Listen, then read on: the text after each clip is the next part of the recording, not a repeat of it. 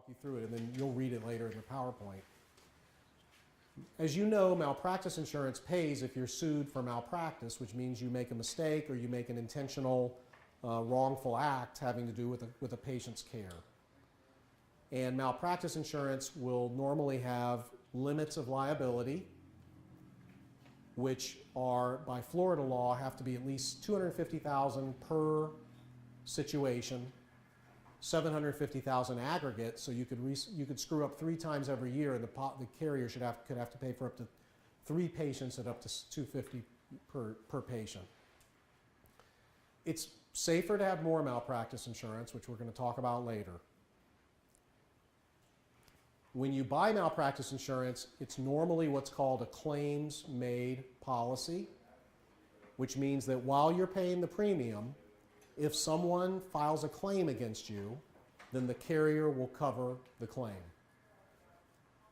The first year premium is very low. It's called a step rate premium, because think about it, the first year you practice, there's not much of a past, your chances of being sued are really low. The second year, your chances are higher, the third year a little higher, the fourth year a little higher, and at the 5th year you hit what we call the mature rate. So if you strike out on your own or you're going to work for a group, I want you to remember that your malpractice insurance is very inexpensive. The first year, second year, even the third year, relatively inexpensive. But when you leave with a claims-made policy, you have to buy a tail.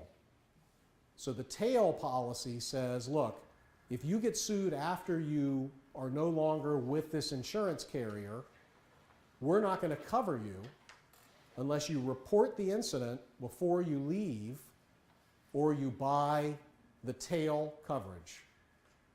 So you may have 5 years in and you may be paying $15,000 a year for malpractice insurance, and then you want to quit and go somewhere else. So you say to the carrier, how much does my tail cost? And the rule of thumb is 3 times what you've been paying. So it's $45,000. It's huge. It's a very, very large expense. And in this area of Florida, the most common arrangement is that the employee pays the tail when the employee leaves the practice. So the employer pays a higher salary than she would otherwise pay, but the employee has this tail expense. So you have to take that tail expense very seriously. And when I represent the employee, I'm asking, tell us what a tail is likely to cost based on your present coverage so we can budget for it. Well, after 4 years, it would cost you 60 grand on average. You say, wow, 60 grand. We need to have a smaller non-compete so we can afford to stay in town and pay it off. Or we want the employer to pay for the tail. We want the employer to pay for the tail. Now, what most carriers will do is also provide you with something called retroactive coverage or nose coverage. And with retroactive coverage, what happens is I'm with carrier for 5 years, and then I'm going to go to another practice. I go to the new carrier, and I say to the new carrier, look, I'm 5 years into a malpractice policy with carrier A.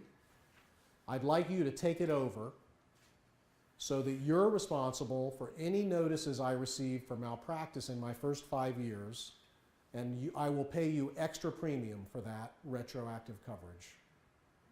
So then, instead of starting at a first-year rate with your new job, you're now at the mature rate, at the 5th-year rate.